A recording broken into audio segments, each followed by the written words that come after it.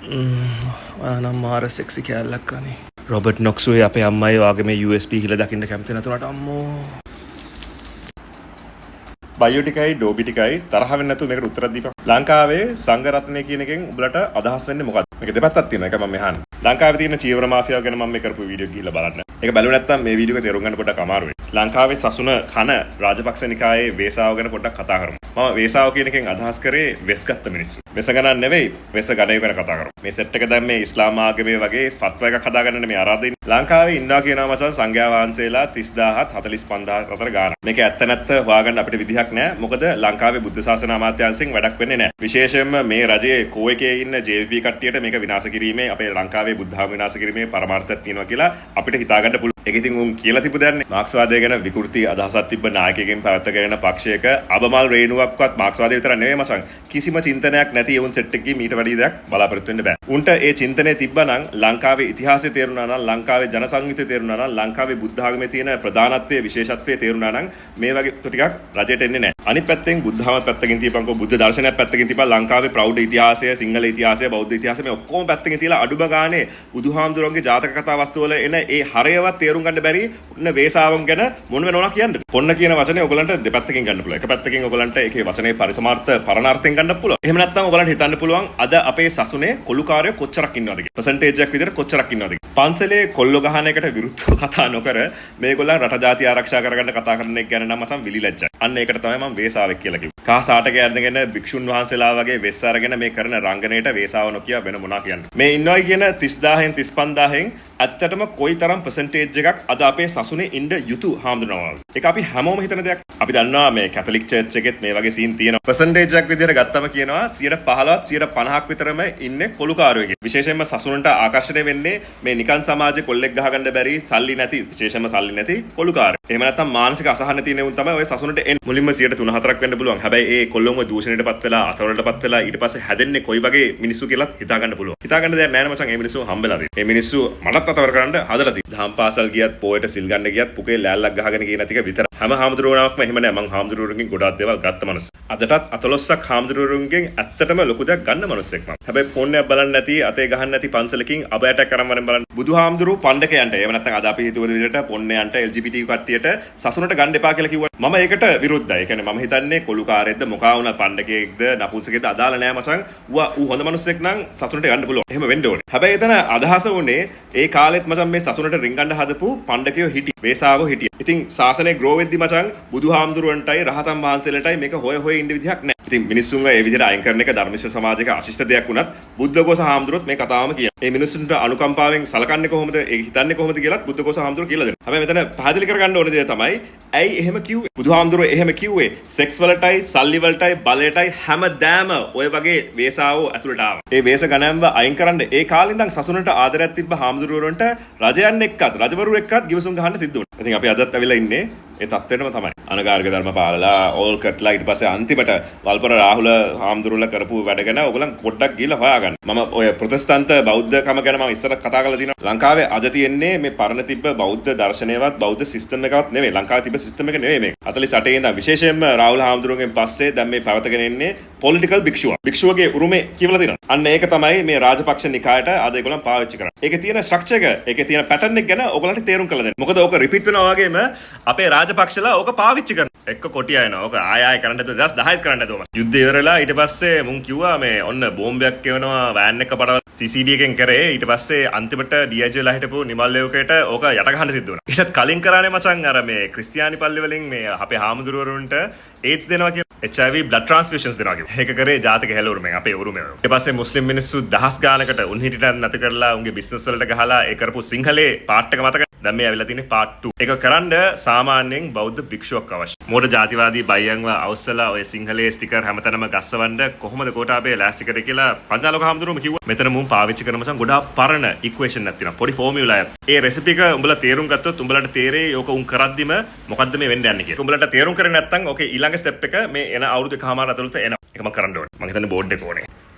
ඒකම උඹලට මෙතන තියෙන ගේම් තියරි එකත් පොඩ්ඩක් පැහැදිලි කරලා දෙන්න ඕනේ. ඒ කියන්නේ මෙතනින් පස්සේ මොකද්ද වෙන්න යන්නේ කියන එකේ තියෙන සම්භාවිතාවන් ගැනත් පොඩ්ඩක් පැහැදිලි කරලා දෙන්න. එතකොට උඹලට මේකේ තියෙන ෆුල් පික්චර් එක තේරෙයි. ඒකට කලින් රොබර්ට් නොක්ස් ගැන පොඩ්ඩක් කතා. මම ඔය පොත කිව්වේ මට අවුරුදු 12 13 කාලේ. මම තාමත් බුවාගේ කෑලි කියවනවා. මොකද ලංකාවේ ඉතිහාසය ගැන වෙන පැත්තකින් වෙන කෝණකින් ඇත්ත දැනගන්න පුළුවන් පළවෙනි අවස්ථාව ඒක මම හිතන්නේ. කියන්නේ එච්චර ඩීප් ගිය ඉතිහාසය දැනගන්න පුළුවන් පළවෙනි අවස්ථාව. අර මහාචාර්ය යුනියන්කාරයාගේ තියෙන මෝඩ කතා පැත්තකින් තියමුකෝ. අර පිස්ටන් වලට V8 වලට නගින කතාව පොඩ්ඩක් පැත්තකින් තියමු. ලංකාවේ ඉතිහාසයේ ගෑනුව හොඳට ළමයි 10 15 හැදුවා කිසි ප්‍රශ්නයක් තිබ්බේ නැහැ. හැබැයි රොබර්ට් නොක්ස් කියනවා මචං ඉස්සර කාලේ අපේ ගෑනු ළමයි වඳලා දුන්නේ අවුරුදු 11 12න් වගේ කියලා. අන්න ඒකයි ළමයි 10 15ක් හදා ගන්න පුළුවන්. මම නම් කියන්නේ ඒ වගේ සාරධර්ම ආයෙත් ගේන්න ඕනේ. මුස්ලිම් අයටත් ඒක කරගෙන යන්න දෙන්න. මචං ඒ ස්වාමීන් වහන්සේ හරි අවුරුදු 12 පැනපු මුහුකුරා ගිය ගෑනු ළමෙක් නැස්ති. ලංකාවට මොකද මචං එප්ස්ටීන් ෆයිල්ස් අපේ හාමුදුරු ටික ඉන්නවා. මුන් සෙට් එකේ ඉන්නකම් මචං මුල්ලල ටික මුස්ලිම් කෙල්ලෝ ටික 12ට බඳලා දෙනකත් නතර කරන්න බෑ. අපි කරන්න ඕනේ ඒකට බැන බැන ඉන්න ගමන්ම අපිත් ඒකම කරමු කියලා ස්වාමීන් වහන්සේලාට කියන එක. ට්‍රැක් උත්තල. බුවලා කියපු ඔක්කොම ට්‍රැක් කතා ගැන කතා කරලා ඉවර කරන්න බෑ. හැබැයි මූට මේ මහාචාර්ය පට්ටම දුන්නේ කවුද කියලා මට මුලින් හොයාගන්න ඕනේ. එක පැත්තකින් මචං මුන්ගේ බණත් ඔය වගේම තමයි. ට්‍රැක් ඉතිහාසයක් ගැන හදලා කියවන්නේ. ගණන් ගන්න එපා. ගොඩාක් හාමුදුරු පූජ්‍ය පක්ෂයේ හැම ආගම වගේ සෙට් එකක් ඉන්නවනේ. බහුතරක් ඉන්නේ ෆැක්ට් චෙක් කරන්නේ නැහැ. එහෙන් කැලලක් අරගෙන මෙහෙන් කැලලක් අරගෙන ඌට ඕන දේ ඌ කියා ගන්න. ඊට පස්සේ ඔය ශ්‍රද්ධාවෙන් ඉන්න ඔය ජහමනයා ඉන්නවනේ උන්ගේලා නේ හමුතුරේ රොබර්ට් නොක්ස් කාලේ පිස්තන් වලට අතේ ගැහුවා. හමුතුරේ අපි ආයෙත් ඒ කාලේට යන්න ඕනේ. ආයෙත් පොඩි ළමයි අවුරුදු 10 පත්තල දෙන්න ඕනේ. අවුරුදු 13 කෙල්ලෙකුට ළමයි කතාකට බැටක අපේ ගුරු ධර්ම සාර ධර්ම වලින් වැඩක් නැහැ හමුතුරේ. ඔයාලට මතක නැති තව එක කතාවක් මට මතක් කරලා දෙන්න. 2009 සරත් ෆොන්සේකා පරාදුනානේ. පරාදුනාට පස්සේ බුවව හිරේ දානවා. රාජපක්ෂ නිකායෙන් හිරේ දානවා. දැම්මට පස්සේ අපේ ඔය නිකාය තුනේ ඉන්න මේ මහානායක හාමුදුරුවෝ එකතුලා කියනවා මේක නතර කරන්න මේ වගේ අධර්මශීල විදිහට රට කරන්න එපා කියලා. long story short අමතක කට්ටියටයි අලුත් කට්ටියයි ගිහිල්ලා හොයන්න. ලොකු සංඝ සම්මේලනයක් කරන්න හදද්දී දැන් මේ ඔය හිටපු 400ක් 500ක් ගෙනල්ලා සාමණේර හාමුදුරුවෝව වාඩි කරලා තිබ්බ සම්මේලනයක් නෙවෙයි. නිකාය තුනම එකතු වෙනවා කියන්නේ ලේසි කතාවක් නෙවෙයි. ඒක නතර කරන්න රාජපක්ෂලා මේ බස් වලට මේ හාමුදුරුවෝ වඩින බස් වලට බෝම්බ ගහනවා කියලා බය කළා නතර කරලා කියන්නේ. ඔක මේ විකිලීක්ස් කේබල් වල තිබ්බ. ඔය මල්ලතස්කිරි නිකාය වලින් පන්සල් 500කටත් වැඩිය ගලවලා අයින් කරලා උන්ගේම නිකායකට දකුණේ දානවා කියලා තර්ජනය කරන්න පටන් ගත්තා. එතනින් පස්සේ ඔය හිටපු මහානායක හාමුදුරුවෝ මුන්ගේ කාලේ ආයෙ සද්ද දැම්මේ නැහැ. ඒ කාලේ අගවිනිසුරුලා හිටපු ශිරාණි බණ්ඩාරනායකව බලහත්කාරයෙන් නීති විරෝධීව අයින් කරලා ඊට පස්සේ දානනේ මොහන් පිරිස. බුවනම් මේ ගොඩාබේ කාලෙත් ආපහුගත් ඒ සීන් එක වෙනකොට ඔය මහානායක හාමුදුරුවන්ගේ දල ගලවලා තිබ්බා. ඒක වෙන්නේ අවුරුදු 3කට විතර පස්සේ. එතකොට කරේ කාරුණික ආයාචනයක්. ඉතින් මේ සැරේ මේ කරේ කාරුණික ආයාචනයක්ම නෙවෙයි. දැන් මේ ගෙනාපු සංඝ ප්‍රඥප්තියේ තියෙන කාරණා 10 ගැන පොඩ්ඩක් ඉක්මනට බලමු. මේ පළවෙනි එක තමයි රාහුල හාමුදුරුවෝගෙන් ධම්ම එන එක සංඝයා රාජ්‍යකරණයේ ඉන්න ඕනේ කියලා. ඒ කියන්නේ සංඝයා පොලිටිකල් භික්ෂුවක් විය යුතුයි. ඒ නැරටිව් එක අස්සේ ඒගොල්ලන් කියනවා ඉස්සර කාලේ නම් මෙහෙමයි කියලා. කවදාවත් සංඝයාට රජවරු කිසිම හිංසාවක් කළා නැහැ. සංඝයාත් එහෙම මොකුත් කළා නැහැ. රජයයි සංඝයයි ආදරෙන් මේ රට කරගෙන ආවා කියලා. මේ වගේ ගව සම්පත් නම් මේවා විශ්වාස කරයි. මෙතරම ඔය තව එක කියනවා මහා විහාරය ගැන. මහා විහාරයෙන් කරපු මගුල් ගැන මහා විහාරය දුන්න ෂොට් ගැන කතා කරන්නේ නැහැ. ආයෙත් මම අර කියපු පළවෙනි වීඩියෝ ගිහිල්ලා බලන්න. දන්නම නැති කට්ටිය රිවිෂන් එකක් අවුරුදු 1000ක් ලංකාවේ තිබ්බ ප්‍රධාන ආගම වෙලා තිබ්බේ මහායාන බුද්ධ ධර්ම. එහෙම අවුරුදු 1000ක් තිස්සේ ලංකාවේ ශිෂ්ටාචාරය සભ્યත්වයේ ඔය කියන ගුණධර්ම වලට අද තියෙන ගුණධර්ම වලටත් හේතු සාධක වෙන කේන්ද්‍රස්ථානය උනේ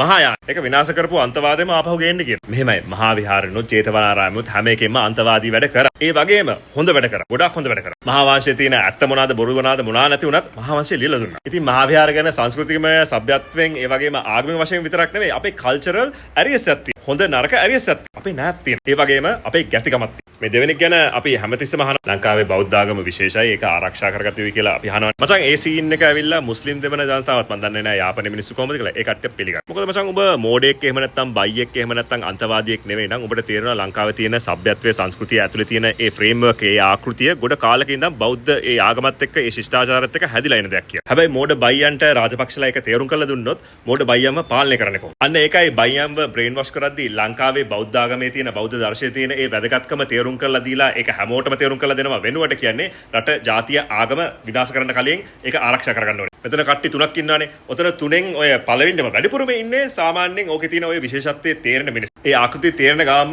මේ ලංකාවේ සමාජය ඇතුළත එකමුතුව කොහොමද ඉන්නේ කියලා තේරෙන මිනිස්සු තමයි බහුතරයක් ඉන්නේ. ඊට පස්සේ සුළුතරයක් ඉන්නේ ඔය බෞද්ධ ආගම ආරක්ෂා කරගන්න ඕනේ, රස ජාතිය ආරක්ෂා කරගන්න ඕනේ කියලා ඒ විදිහට ඕකම හිතන කට. එකම ප්‍රශ්නේ මේ. ඊට පස්සේ අන්තිමටම ඉන්න බයියෝ කියන්නේ සුප්‍රීම් බයියා තමයි. මේක සිංහල රටක්, මේක බෞද්ධ රටක්. මේක සිංහල බෞද්ධ රටක්. ඒක හින්දා තමයි ඔය හතරවෙනි එක කියන්නේ අන්‍ය ආගමිකයන් බලයෙන් නැරපීම. රාජ්‍යකරණයේ ඉන්න බෑ, ආණ්ඩුවල ඉන්න බෑ, ඒ කට්ටියට බලය තියෙන්න බෑ, සල්ලි තියෙන්න බෑ. උන්ට සල්ලි තිබ්බොත් මේක සිංහල බෞද්ධ රාජ්‍යයක් වෙන්නේ කොහොමද? මේක සිංහල බෞද්ධ රාජ්‍යයක් නොවුණා නම් අවුරුදු 2500ක් තිස්සේ අපි ආරක්ෂා කරපු ඒ බුද්ධ දර්ශන නිර්මල බෞද්ධ දර්ශනය අපි කොහොමද ආරක්ෂා කරන්නේ? මචං සිංහල බෞද්ධ දර්ශනය ආරක්ෂා කරලා දුන්නේ ගොඩක් වෙලාවට සිංහලතල නෙවෙයි. මේක හොඳට තේරුම් ගන්න. මොකද සිංහල පුණ්‍යයන්ට මේක තේරෙන්නේ. උන්ට තේරුම් ගැනීමේ අවශ්‍යතාවයකුත්. මේක ඉතිහාසය තේරුම් ගැනීමෙත් අවශ්‍යතාවයක් නැහැ. ඕල්කට්ලා අනගාരിക ධර්මපාලතුමා ඊට පස්සේ බුද්ධඝෝෂ හාමුදුරුවෝ ඉඳන් මේ කවුරුවත් සිංහල බෞද්ධයෝ නෙවෙයි. මුලින් සිංහල බෞද්ධයෝ නෙවෙයි. ඊට පස්සේ තමයි ඒගොල්ලෝ සිංහල වෙන්නේ. දැන් මේ මෝඩ ගණයාම කියන බණ්ඩාරනායකත් සිංහල බෞද්ධයෙක් නෙවෙයි. ඌ දුන්න දිරච්ච ලණුව කාලා ඊට පස්සේ ඌටම වැඩි තියන්නේ මේ ගණයෝ. බණ්ඩාරනායකට අවුරුද්දකට පස්සේ තේරෙනවා කරගත්ත මෝඩ කොංකම මොකද්ද කියලා. එදත් අද වගේම හාමුදුරු 100ක් උද්ඝෝෂණය. උගේ ගෙදර ඉස්සරහා උද්ඝෝෂණයේ හාමුදුරු 100ක්. ඒ 100ට යට වෙලා අර චෙල්වනායකම් එක්ක ගහපු givisuma නැත්තම් අද යුද්ධයක් වෙන්නේ නැහැ යකෝ. බණ්ඩාරනායකලා රට විනාශ කරන්න පටන් ගත්තේ ඒ රට ඛණ්ඩ පටන් ගත්ත එක තාමත් කර බණ්ඩාරනායක රට ඛණ්ඩ පටන් ගත්තට පස්සේ ඊට පස්සේ ඌටම ඒකෙන් ෂොට් එක හමුණත් ඊට පස්සේ ඒක ව්‍යවස්ථාවට දැම්මේ උගේ ගෑණි චන්ද්‍රිකාගේ අම්මා. මචං කවුරුවත් කියන්නේ නැහැ දසරාජ ධර්මයෙන් රට පාලනය කරන්න එපා කියලා. කාටවත් එහෙම ට්‍රක් එකක් නැහැ. ආගම වැඩක් නැහැ. මුස්ලිම්ද ක්‍රිස්තියානිද බෞද්ධද කියලා දාලා නැහැ මචං. මේ වගේ රටක් කරනවා නම් රටේ හැම මනුස්සයටම හොඳයි. ඔය මේකේ පොඩි මේ ආතල් සීන් ටිකකුත් තියෙනවා. මුන්ට මේ අයරනි කියලාද තේරෙන්නේ නැහැ නේ. මහාචාර්ය කියලා පට්ටමක් ගත්තට මුන්ට මොලයක් නැහැ. මහායානෙන් එන බුද්ධ ආගමට විරුද්ධ පිළිමි මූර්ත වන්දනාව තවදුරටත් කරගෙන ඒවා අනුමත කරගෙන ඒකට විවේචනයක්වත් කරන්න දෙන්නේ නැති විදිහ හදන්න කියලා තමයි මේ ප්‍රජාපති කියන්නේ. මොකද්ද මේක තියෙන ප්‍රඥාව? ඊට පස්සේ බෞද්ධ පුරාවස්තු නටබුන්න අවශේෂ ඔය ඔක්කොම විහාර දේවාල ආරක්ෂා කරගන්න දීලා කියන්නේ ඇයි? හොඳට තේරුම් ගන්න. ලංකාවේ මචං උඹ කොහෙන් හැරුවත් බුද්ධ ආගමේ ඉතිහාස කෑල්ලක් තියෙනවා. මට ෂුවර් මම මේ ඉන්න මේ බිල්ලි මේ පොළොව හැරුවොත් අනිවාර්යයෙන්ම මොනවා හරි නටබුන් ටිකක් අහුවෙනවා. මචං මම කියන්න ඕනේ නැහැ. ඔය ඥානසාරයම කියනවනේ උන් පාවිච්චි කරන්නේ ඉන්දියාවේ වෙන ඔය අන්තවාදී හින්දුත්වා සිස්ටම් එක ඊට පස්සේ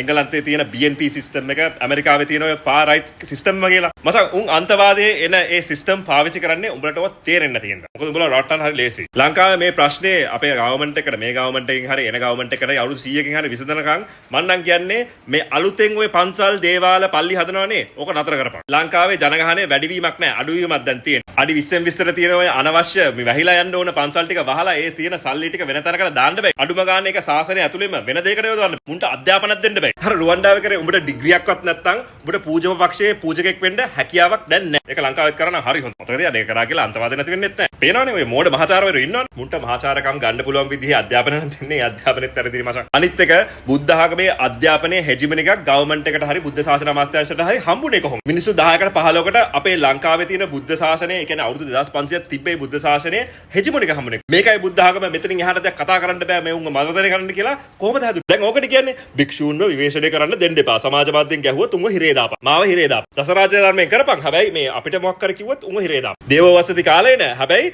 මර්ධනය කරපන්. අපි වෙනුවෙන් මර්ධනය කළා දීපන්. බුද්ධ වචනේ මචං උඹලා ටිකන් අරගෙන කෑල්ලක් හරි තේරෙනවද? පොඩි කෑල්ලක් තේරෙනවද බලන්න. ඊට පස්සේ කියනවා අධ්‍යාපනය බෞද්ධකරණය කරපන්. මොකද්ද මේ හතර බීරි කතාව කියපන්. දැන් උඹලා ඔය කියන මොංගල් බුද්ධ ආගමද ගේන්න ඕන. විකෘති කරපු බුද්ධ දර්ශනයෙන්ද ගේන්න ඕන. රොබර්ට් නොක්ස්ගේ කෝච්චියෙන් පයියනගෙන බුද්ධ ආගමද ගේන්න ඕන. හැබැයි මේක නම් මම පිළිගන්නවා. හත් වෙනි එක. බුද්ධ ශාසන අමාත්‍යාංශය හරියට ප්‍රතිසංස්කරණය කරන්න. ඒක මචං මේ NPP ගවර්න්මන්ට් එක නම් හරියට වෙන්නේ නැහැ. මොකද ඉස්සෙල්ලා කිව්වා වගේ උන්ට ආගමක් ධර්මයක් ජාතියක් දර්ශනයක් නැහැ. උන් හිතන උන්ට දර්ශනයක් තියෙනවා කියලා. ඒකත් නැහැ උන්ට. උන්නකම කතා කරනවානේ දර්ශනයක් උන්ට තේරෙන්නේ නැහැ. ඔයන් හරි කෑල්ලක් අල්ලගෙන කියවන. කියපන් මාත් එහෙමයි කරන්න කියලා. කියපන් ඉතින් එහෙම. ඒකද ඉවරක් කරන්න ඕනේ. මෙතන මේ තියෙන ගේම් තියරි එක මෙතන තියෙන සිනාරියෝස් ගැන පොඩ්ඩක් පැහැදිලි කරලා දෙන්න ඉඩ දෙන්න. නැත්නම් උඹලට මේක තේරුම් ගන්න. හරි කෙටියෙන් මෙතන දැන් එහෙම යන්නේ JVP එක ඇතුලේ ඊට පස්සේ බයි සංගරතනය ඇතුලේ. මුගේ වුණාත් තියෙන ඔප්ෂන්. දැන් මේ වගේ ගේමක් ඉල්ලදී මේක දැන් මෙතනින් ඉවරක් කරන්නේ නැහැ. ඉවරක් කරොත් නෑට අමාරු වෙනවා. NPP එකට මොකද කරන්න පුළුවන්?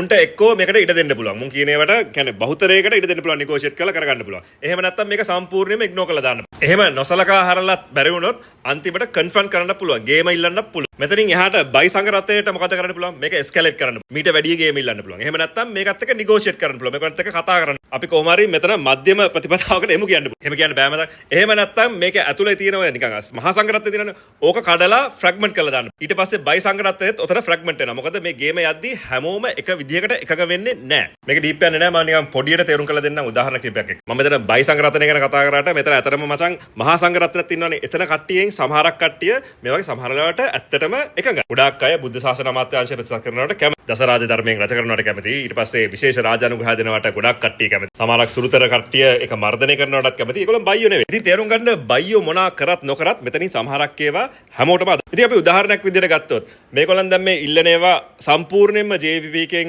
NPP එකෙන් මග හැරියොත් නිකන් කිව්වොත් ඉග්නෝර් කරා. NPP එකට එන ඒ ප්‍රතිප්‍රයෝගයට NPP එකට ආන්සර් එකක් නැහැ. ඒගොල්ලන්ට පිළිතුරක් නැහැ. ඒක දැන් හොඳම පැහැදිලි නේ. ලොකු ටෝක් දීලා ආපු කට්ටිය දැන් දන ගහලා කටේ කෙල ටිකක් ගණි කට. පැත්තෙන් ලාල් කාන්තලාව තියලා තියෙනවා ඔය පරණ කට්ටිය ඉන්න ඩෝබියෝම පරණ JVP කාර්යම පොඩ්ඩක් සතුටුවෙන් තියාගන්න. හැබැයි ඇත්ත තත්ත්වය තමයි මුන්ට මේක මෙහෙම කරන්න බෑ කියලා දැන් උන් තේරුම් ගන්න තියෙනවා. ඒකට හේතුව එහෙම කරන්නම බැරි හින්දා නෙවෙයි. NPP එකට බෑ. NPP එකට මුකුත් වැඩ බෑ. හැබැයි මේ වැඩේ විශේෂම. ඉතින් උන් ඒක ඉග්නෝර් කරොත් එහෙම නැත්නම් උන්ව කන්ෆ්‍රන්ට් කරන්න ගත්තා. ඒ කියන්නේ ගේමම ඉල්ලන්න ගත්තොත් මේගොල්ලෝ ලොකු පරාජයක් ලබනවා. ඉතින් මේ බයියන්ට මේක එස්කලේට් නොකරත් බෑ. NPP එකට උන්ගේ තියෙන ඒ හැකියාවත් එක්ක මේක ඉග්නෝර් කරලත් බෑ. මොකද උන් ඉග්නෝර් කරොත් මුන් පරාද වෙනවා. මුන් පරාද වෙනවා කියන්නේ මේ සීන් එකේ මුන් පරාද වෙනවා. එකම අවස්ථාවයි මුන්ට දිනන්න පුළුවන් මේක අතුලෙන්ම කැඩෙව්වොත්. තේරෙනවද? ඕක දැන් මචං සමහරලාට අතුලෙන් උඹලා කඩන්න ඕනෙත් නැහැ. අතුලේ කට්ටියම දැන් ගහමරා ගන්නවා. මේ බයියෝ කරන වැඩවලට දැන් සංඝරත්නයේ ගේම මචං මම කතා කරනවානේ. ඒගොල්ලන් ඔය හැම දෙයකටම එකක වෙන්නෙත් නැහැ. මේ යන පටිපාටියට එකක වෙන්නෙත් නැහැ. ඒකයි ඔය 500ක් විතරක් ආවේ. නැත්තම් බයියෝන්ගේ සංඝරත්නයේ ඔයිට වැඩිය ලොකු. මම දන්න බයි හාමුදුරුවරු කියේ නැහැ. ඒකට හේතුව දැන් උඹලා තේරුම් ගන්න. මුම් මේ කරන දේවල් බයියෝන්ටත් ගැලපෙන්නේ නැහැ මචං. මේ ළමයින්ව දූෂණය කරන එක, කොල්ලෝ ගහන එක, ඊට පස්සේ මේ කරන ජඩ වැඩ සල්ලි හොයන එක V8 කතන්දර මුන්ට ගැලපෙන්නේ නැහැ. අපි මේ අතිවිශේෂ මනුස්ස කොටසක් නෙවෙයි. ලංකාවේ හැම මිනිස්සෙක්ම බෞද්ධ දර්ශනයත් එක්ක වටේ හැදුනා නම් මේවා තේරෙනවා. ඉතින් නාමල් අනුර සජිත් මේ කට්ටිය තමයි දැන් මේ සංඝ වෙන්දේසියේ පිටිපස්සේ. මේ කට්ටියට ඕනේ මේ සංඝයාව කොහොම හරි ඒගොල්ලන්ගේ පැත්තට වෙන්දේසි කරලා ගන්න. මේගොල්ලන් මොනවාද ඉල්ලන්නේ? මොනවාද මේගොල්ලන්ට දෙන්න පුළුවන්. මචං මූට නම් කිසිම ලැජ්ජාවක් කියලා දෙයක් නෑ. මචං මූ නම් ගේමක් ගහනවානේ කොහොම හරි ජාතිවාදය ඇදලා හරි මූ ගේමක් ගහනවා. මේ ගොනා මොකද්ද කරන්න කියපන්. මේ නාමයට අමතකයි මුගේ පක්ෂයේ ඉන්නේ මචං දෙමළ, ඒ කියන්නේ කඳුකර දෙමළ ජනතාවයි මුස්ලිම් ජනතාවයි වැඩිපුර. ඒකෙන් තමයි මූ ගේම ගහන්නේ. ඌ ගිහිල්ලා පොන්නෑ වගේ ගිහිල්ලා වාඩිලා ඉන්නවා ඡන්ද දෙක තුනක් ලබා ගන්න කියලා. ඌට ඡන්ද දෙක තුනක් දෙනවා කිව්වොත් ඕනම පුකක් ලැබ ගන්න සින්නක් මට පේනවා. පුතානෝ තාත්තා හිටියානම් තොට ගහයි. බ්‍රෝ මම උඹට උපදෙසක් දෙන්නද? උඹට ওই ඡන්දෙ දිනීමේ හැකියාවක් නැහැ. උඹ මෝඩයි කියලා මුළු ලංකාවම දන්නවා. උඹට කිසිම ගෞරවයකුත් නැහැ. උඹ ගිටාර් ගැහුවද, ජපන් භාෂාවෙන් පින්පොන් ගැහුවද අපිට අදාළ නැහැ. උඹ සමහර වෙලාවට දේවල් දැනගන්නත් පුළුවන්. හැබැයි මිනිස්සු හිතන්නේ උඹ මෝඩයි. මොකද උඹ මෝඩ වැඩ ගොම් වැඩ විතරමයි කරන්නේ. මේ අවස්ථාවේ මචං උඹ තරම් මීම් එකක් ලංකාවේ නැහැ. ඒකින්ද හැමෝටම ලේසි නැද්ද මචං? උඹ ඔය හීනමානේ ගෙදර තියාගෙන පියානෝවක් ගහගෙන උඹ හිටියා. මං කිව්ව පියානෝට ගහන්න නෙමෙයි. පියානෝව ගහපන්. උඹට භාෂාවක් එහෙම තේරෙන්නේ නැහැ නේ. මොනවා කතා කරනවා කියලා තේරෙන්නේ නැහැ නේ. අනුරට මේ කට්ටියගෙන් ගන්න පුළුවන් දේවල් ගොඩක් අඩුයි. හැබැයි අනුරට ඒක දැන් මේ වෙලාවෙම කරලා දෙන්න පුළුවන්. හැබැයි ප්‍රශ්නේ තියෙන්නේ අනුර මේකට එකක වුණොත් අනුරගේ බේස් එක මොකද්ද වෙන්නේ? ඉතින් මම මේ සිනාරියෝ පහක් ඔයගලන්ට පොඩ්ඩක් ඇඳලා දුන්නා. මම මේක නිකන් පුකෙන් ගත්ත එකක් නෙවෙයි. ඉක්මනට පැහැදිලිලා දෙන්නම්. දැන් මේ වෙලාවේ යන්නේ uneasy truths එක. ඒ කියන්නේ නිකන් අර අමාරු සටන් විරාමයක්. දෙපැත්තටම මේක නිකන් ගැලපෙන්නේ නැහැ. හැබැයි අනුරට කරගන්න දෙයක්වත් නැහැ. බයි සංගරතනයට කරගන්න දෙයක්වත් නැහැ. ඉතින් ගොඩක් වෙලාවට ටිල්වින්ලා මේ වෙලාවේ කරන්නේ මේ ඉග්නෝ එකයි accommodate කියන එකයි මැද ගේමක් ගන්න. ඒ කියන්නේ ගොඩක් වෙලාවට ඔක නොසලකා හරිනවා ගණන් ගන්නේ නැහැ. සමහරක් කාට එකක් දෙකක් දීලා දාන්න. මං හිතන්නේ මුංගේ ඇතුළෙත් මේක ඇඳලා පෙන්නන්න පුළුවන් කට්ටිය. ඒ අනුව ඒගොල්ලන්ගේ options හරි clear. මේ වෙලාවේ ගේමක් ඉල්ලුවොත් මුං කොහොමත් පරාද. ගේම ඉල්ලන්න පුළුවන් මේක ඇතුළෙන් fragment වුණොත් විතරයි. ඒ කියන්නේ බයියොම්ම කැඩලා විනාශ වුණොත් විතරයි උන්ට ගහන්න. නොසලකා හරියොත් ඉග්නෝ කරලා දැම්මොත් ඒත් මචං මුන්ට ලොකු දිනීමක් වෙන්නේ නැහැ. NPP එකට හරි අමාරු. ඒක හින්දා මෙන්න මේ දෙක අතර තමයි දැන් මේගොල්ලන් ගේම ගහ. කියපු පොරොන්දු පච ඒවා අදාළ නැහැ දැන්. මේක තමයි දැන් මං හිතන්නේ 140ක් විතර chance එකක් තියෙන්නේ මේ විදිහට යන්න. මේක මම මේ 100ක් විතර ගියේ මම මේ කියන්නේ සම්භාවිතාව පැත්ත. මෙහෙම ගියොත් නාමලේ සජිත් අතර බයි සංගරත්නයේ විතරක් නෙවෙයි මේ මහා සංගරත්නයේ දෙකට කොහොමත් නාමල්ට ජාතිවාදී ගේමක් ගහගන්න බැරි වුණොත් සජිත්ට කොහොමත් එහෙම ගේමක් ගහන්න බෑ. අනුර අද ඡන්දයක් තිබ්බොත් පරාද. හැබැයි ගොඩක් වෙලාවට 2029 වෙනකම් මේක අදන් ගියොත් මේ පළවෙනි සිනාරියෝ එකෙන් අදන් ගියොත් මෙයාට coalition government එකක් ගහන්න. ටිල්වින්ලා අද කොච්චර පච කිව්වත් ඔය සිද්ධිය වෙද්දී අර පරණ දේශපාලන ප්‍රවාහයටම ගිහිල්ලා ඩීල් ක්‍රමයට එන්න වෙනවා. හැබැයි දැන් මම අර කිව්වා වගේ අද ඡන්දයක් තිබ්බොත් කවුද දිනන්නේ? අද ඡන්දයක් තිබ්බොත් තාමත් ඇනලිස්ට්ලා කියන්නේ අනුර තමයි ඉස්සරහට එන්නේ. හැබැයි දිනන්න විදිහක් නැහැ. හැබැයි මේ සිචුේෂන් එක මේ රාජපක්ෂ නිකායට රාජපක්ෂලට ආපහු එන්න සිංහලයේ ආයෙත් කරගන්න NPP එකෙන් ගේම ඉල්ලන්න ඕනේ. එහෙම නැත්නම් NPP එකෙන් ගේම ඉල්ලුවා වගේ පෙන්වන්න ඕනේ. ලේසිම වැඩේ තමයි මචං හාමුදුරුවමකට ගහන එක, පන්සලකට ගහන එක.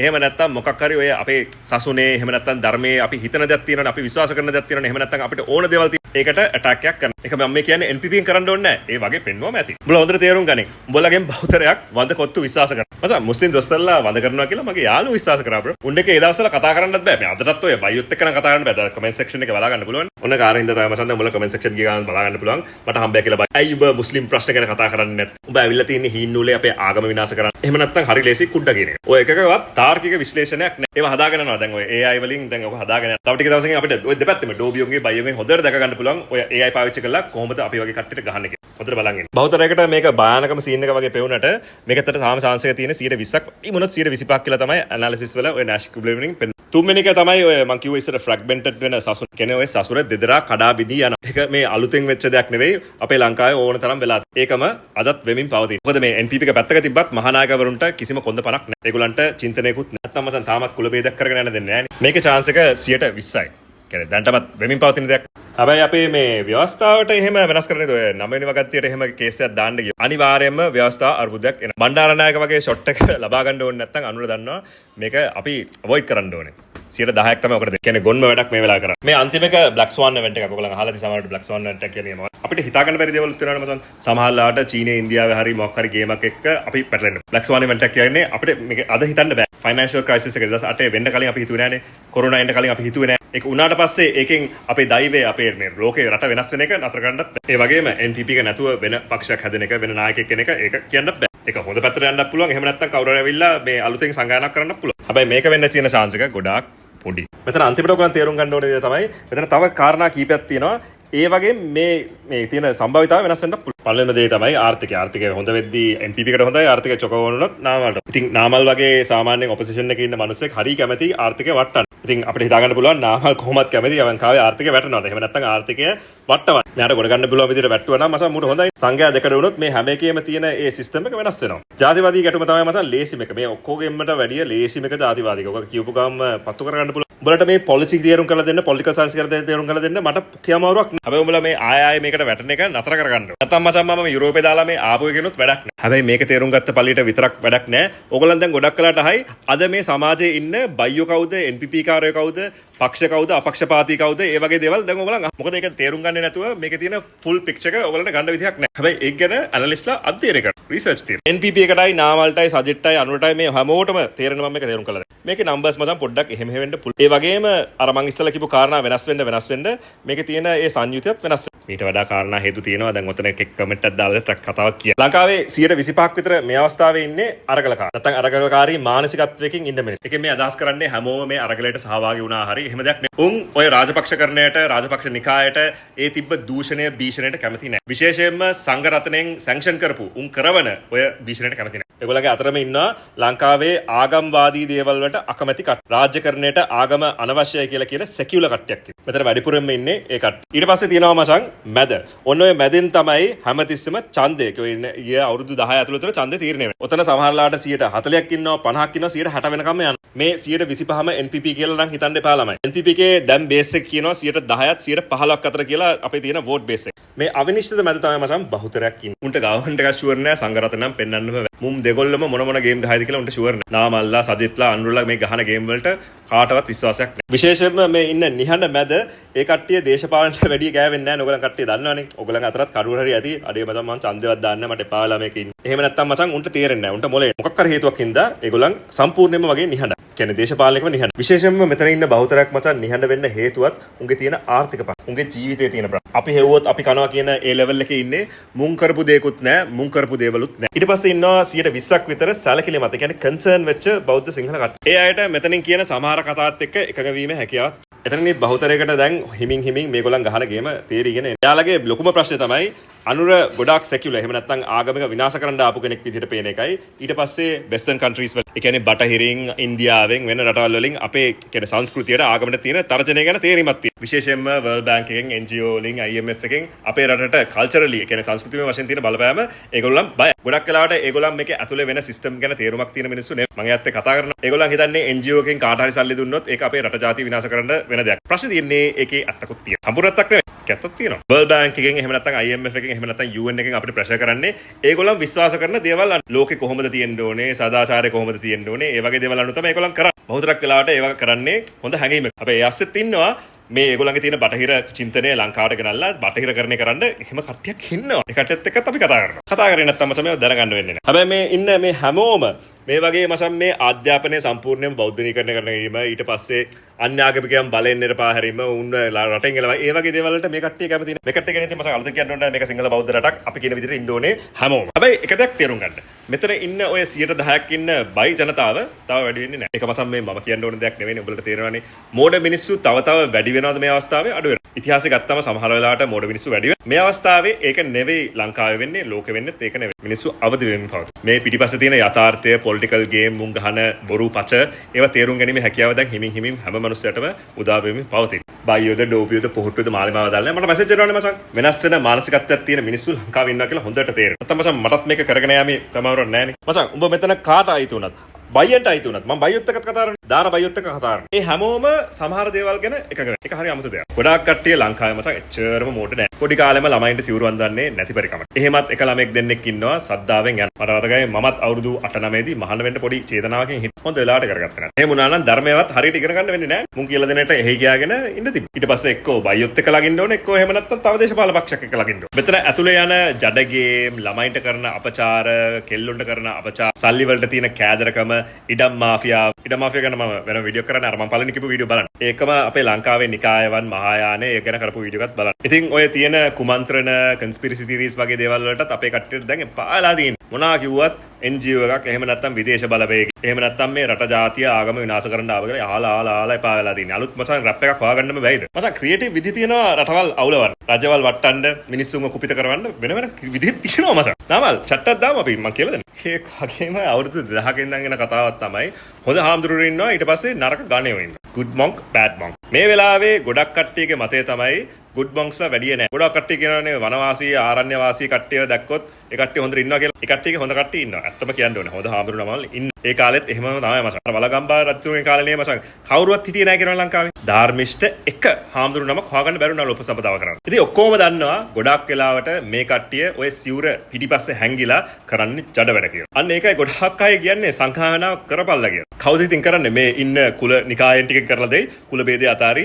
ඔය තියෙන ජාතිවාදී අතාරි තියෙන ඉඩම් ටික අතාරලා රාජ්‍යකරණය කරයි. මිනිස්සුන්ට හොඳක් කර V8 ටික අතාරලා දායි. ඊට පස්සේ ඔය ඉන්න දායක සභාවෙන් අයින් ඵලයන් බං යන්න. ඒක කරන්න බෑ මේ අවස්ථාවේ. ඔයගොල්ලෝ හොඳට තේරුම් ගන්න. ඔයගොල්ලන්ගේ ඔළුවක් තියෙනවනේ මචං.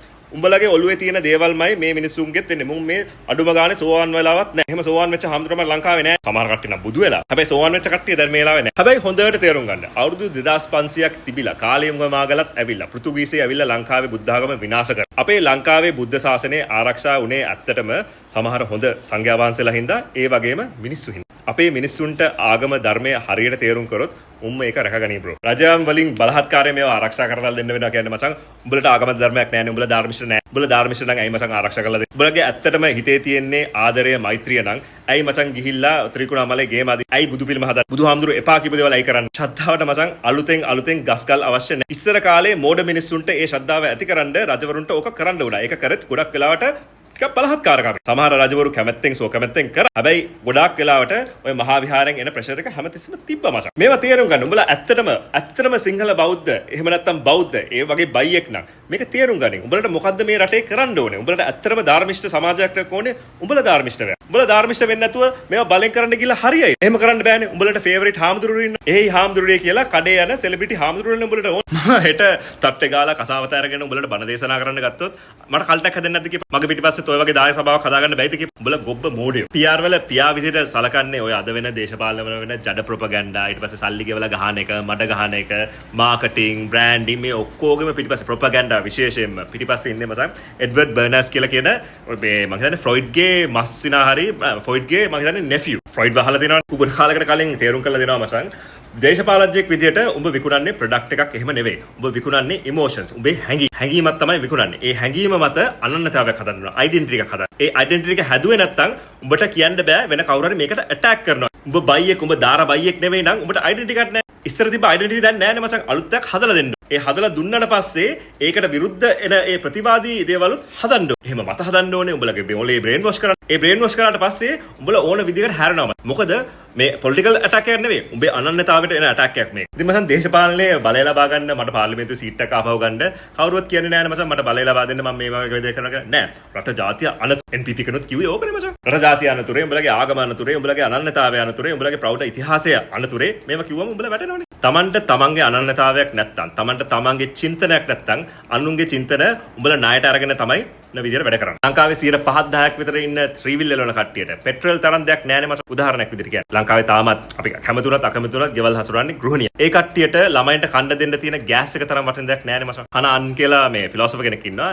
එයා කියනවා ගොඩක් වෙලාවට ඔය වගේ දේශපාලනඥයෝ ඒකාධිපාලනයට බර කට්ටිය විකුණන්නේ economic anxiety එකයි loneliness එකයි කියන. ඒ කියන්නේ මචං තමන්ගේ ආර්ථික මට්ටම ආර්ථිකයට කොහොමද මුහුණ දෙන්නේ කියන ගැන බයක් තියෙනවනේ ගොඩාක් මිනිස්සුගේ ලංකාවේ වගේ දුප්පත් රටක තියෙනවා. ඊට පස්සේ තව පැත්තක විශේෂයෙන්ම පිරිමි ඉන්නවා මචං මේ අවස්ථාවේ ගොඩාක් කියන්නේ තනි වෙච්ච. ඒ කට්ටිය මේ වටේ පිටේ තනි වෙලා නැහැ. හැබැයි මනසින් තනි වෙලා ඉන්නේ. එයාලට මේ අවස්ථාවේ ජීවිතේ පර්පස් එකක් ලොකු අරමුණක් නැහැ. එදා ජීවිතේ ගැට ගහගෙන මොකක් හරි කරලා ගේම ගහන එක විතරයි ඒගොල්ලන්ට දීලා තියෙන්නේ. අධ්‍යාපනයෙන් ගේමක් ගහලා දීලා නැහැ. අධ්‍යාපනයත් චොක. තමන්ට ඇත්තටම තමන්ව අඳුරගෙන ආදරය කරන මිනිස්සු නෑ. ඒ වගේ අවස්ථාවක ඒ වගේ ලෝන්ලිනස් එකක් ඒ වගේ අවකාශයක ඉඳිද්දී මේ වගේ සෙට් වලට උඹලව ග්‍රහණය කරගන්න හරි ලේසි. විශේෂයෙන්ම අන්තවාදයට උඹලගේ පිරිමිකම ආපහු අතට ලබා දෙන එවුන්ට උඹලා රැවටෙනවා හරි ඉක්මනට. උඹලට ඔක වෙලා තියෙන්නේ මුස්ලිම් මෙවුන් හින්දා. එහෙම නැත්තම් බටහිරින්. මේ වගේ තියෙන මචං සංකීර්ණභාවයන් උඹලට තේරුම් කරලා වැඩක් නෑ නේ මචං. උඹලට ඒවා තේරුම් ගැනීම හැකියාවකුත් නෑනේ. ඒවා තේරුම් කරන්න උන්ට හැකියාවකුත් නෑ. ඉතින් ලේසිම දේවල් තමයි මචං උඹලට දෙන්න ඕනේ. උඹලට මේ ජීර්ණය කරගන්න පුළුවන් දේවල් දෙන්න බෑ. ජාතිවාදී හරි ලේසි ජීර්ණය. ආර්ථික අපහසුකම් හරි ජීර්ණය කරගන්න අපිට. මොකද එදිනෙදා ජීවිතේ දැනන දේවල් බයෙන් ඉදිද්දී උඹව නරක මිනිස්සෙක් කරන්න හරි ලේසි. රට ජාතිය ඇත්තටම විනාශ කරේ මචං බිලියන 50ක් ඒ කාලේ ණයට අරගෙන ලංකාව නැත්තරම නැති කරලා උන්ගේ දූෂණයෙන් වංචාවෙන් ගොඩ ගිය මිනිහ. හැබැයි උඹලට විකුණුවේ මුස්ලිම් මිනිස්සයා. ඇත්ත මුස්ලිම් මිනිස්සුන්ට ගොඩක් සල්ලි තියෙනවා මේ දවස්. මොකද උන් ඒ කාලේ ඉඳන්ම බිස්නස් නේ මචං කරේ. ඒක නම වෙනම කතා කරලා තියෙනවා. හැබැයි අද සමාජය ගත්තාම මචං සිංහල කට්ටිය හොඳ මැච් එකක් ගහලා තියෙනවා. බිස්නස් කරන කට්ටිය නෝ හෙලිකොප්ටර් ගන්නවා. එක එක කතා කරන්නේ. ඉතින් රෝල්ස් රොයිස් එකක් ගන්න පුළුවන් නම් ආර්ථිකව මට්ටමේ මචං සිංහල කියන්නේ මහා ජනතාවගේ ප්‍රශ්නයක් මේ අවස්ථාවේ නෑ. හැබැයි සිංහල ජනතාව තමයි මචං වැඩිපුරම ලංකාවේ ඉන්නේ. ඉතින් ඒ අයගෙන් බහුතරයක් දෙමළ මුස්ලිම් මිනිස්සුගේ තෝක තියෙනවා මචං ගොඩක් දුප්පත් මිනිස්සු ලංකාවේ ඉන්නේ. හැබැයි සිංහල ජනතාව නම් වැඩිපුරම ඉන්නේ.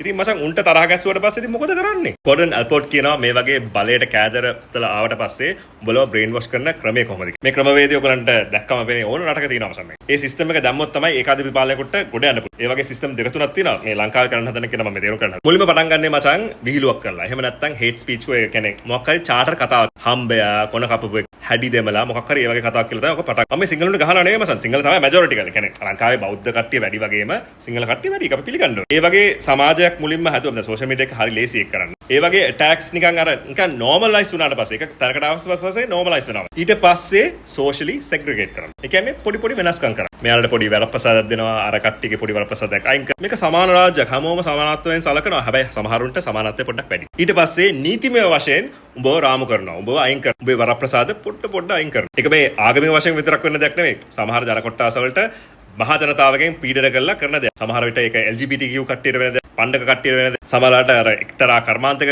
වෙදෙන කට්ටියකට වෙන්න පුළුවන්. ඒක අදාළ නෑ මට. ඉතින් නීතිමය වශයෙන් කොට්ටාස කරන්න ගත්තට පස්සේ වෙනස්කම් කරන්න ගත්තට තමයි අන්තිමට ෆිසිකලි කියන්නේ ඇත්තටම ගිහිල්ලා ගහන්න පුළුවන්. උන්ගේ දේවල් උදුරා ගන්න පුළුවන්, ගෙවල් කඩන්න පුළුවන්, කඩවල් ගිනි තියන්න පුළුවන්. එතකොට ඒවට ඉංග්‍රීසියෙන් කියන්නේ programs කියලා. සිංහල වචනයක් මම දන්නේ නෑ. මම හිතන්නේ එහෙම වචනයක් නෑ. මොකද ඒ වගේ nuances අපිට ඕනේ නෑ. මන්නෙන් ගැහුවත්, කඩුවෙන් ගැහුවත් එකයි. අන්තිමටම එන්නේ මචං genocide. එහෙම නැත්නම් සංහාර. ලංකාවේ කට්ටියට හොඳට සුරු පුරුදු දැන්. ඒ වගේම රාජපක්ෂලා දන්නවා කවදා හරි ඒගොල්ලන් හිරේ යා යුතු දෙයක් කියලා. ඉතින් ආරක්ෂා වෙන්න ඕන නම් මේ සංඝ රත්නයයි බයියෝ ටිකයි ඒගොල්ලන් ගාව ඉන්න. මොකද අනුර කරන්නයි කියලා ආපු දේ ඇත්තටම කරොත් මෙයා ඉවරයි.